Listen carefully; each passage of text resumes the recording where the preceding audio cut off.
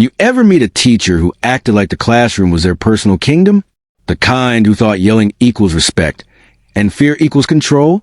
Yeah, this is a story of one such man, a substitute teacher who thought he could bully a bunch of middle schoolers until those same kids turned his authority into a joke in the most brilliantly petty way possible. And the best part? All it took was a sound. If you've ever had a teacher who went too far, or someone who abused their tiny bit of power, hit that like button, subscribe, and buckle up, because this story proves one thing. Even the smallest voices can shake the whole room. It was a regular Tuesday morning at Lincoln Middle School in a small Texas suburb.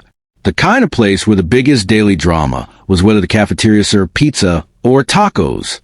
13-year-old Jamie Torres sat in the second row, doodling stars on her notebook, when a tall man with silver hair and cold eyes marched in. Mr. Dalton, the substitute teacher. He didn't smile, didn't greet anyone, just dropped his briefcase, wrote his name on the board in harsh block letters, and barked. Phones away. Mouth shut. You're not special. I'm not here to make friends. That set the tone. The first 20 minutes went fine. Awkward silence, squeaky chairs, the hum of fluorescent lights. Then came the moment that started everything. Jamie's friend Lila, sitting near the window, was tapping her foot, quietly, absent-mindedly, to the rhythm of a pop song stuck in her head. Mr. Dalton stopped mid-sentence. His jaw tightened. Who's doing that? The class froze. He scanned the rows like a hawk until his eyes landed on Lila. You. Go to the office. For what? She asked softly. That was the spark. The injustice everyone felt, even if they didn't say it out loud. He raised his voice. For refusing to follow directions. Don't talk back. The class murmured. She didn't do anything. It's just her foot. Why are you yelling? That's when he completely lost it. He grabbed the phone on the desk and called the office, his voice trembling with fury. I've got a disruptive student refusing to leave my room. The counselor, Ms. Reyes, walked in minutes later, calm, patient. But before Mr. Dalton could explain, 30 kids started talking at once, all defending Lila, all telling the truth. The sound was chaos, pure, defiant truth pouring out from every desk. Mr. Dalton tried shouting over them, but the counselor raised her hand and said, Everyone, step outside for a 10-minute break. I'll handle this. The door closed behind them, and that's when the real revenge began.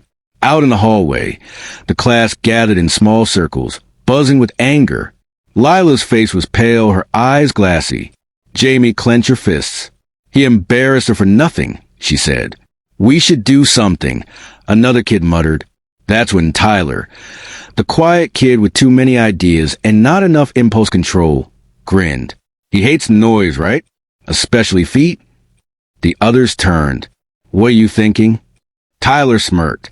Let's make him hear it, times 30. They all started laughing, nervously at first, then louder. The plan was ridiculous, simple, harmless, and that made it perfect. When Ms. Reyes finally let them back in, the room was silent again.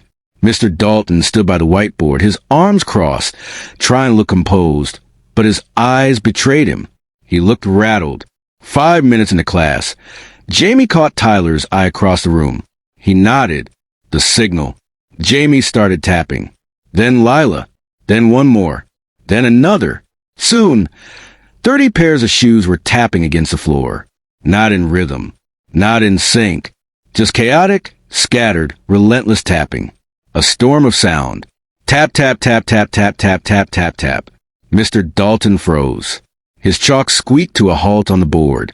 He turned, slowly, eyes darting across the class like he'd just seen a ghost. What are you doing? He asked, voice shaking. Nobody answered. Just a sound. Tap, tap, tap. He took a deep breath, trying to steady himself. Stop it. All of you. The tapping grew louder. His voice cracked. Enough. And then silence. The student stopped instantly. Every eye locked on him. Mr. Dalton's face went pale. His voice softened, almost breaking. I'm sorry. The class stayed silent for a beat, then quietly returned to work.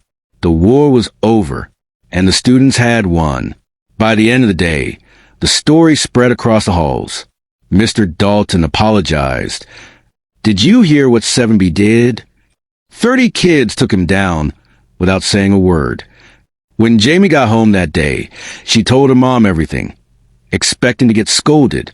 But her mom just smiled and said, "Sounds like he learned something too." Looking back, it wasn't just about revenge. It was about balance. When power is abused, even by an adult, people remember. And sometimes justice doesn't come from yelling or fighting back. It comes from a rhythm that hits right where it hurts. If this story made you laugh, cheer, or remember that one teacher who went too far, hit that like button and tell me in the comments. What's the most satisfying classroom moment you've ever witnessed? And don't forget to subscribe, because karma comes in many forms. And sometimes it sounds just like 30 tapping feet.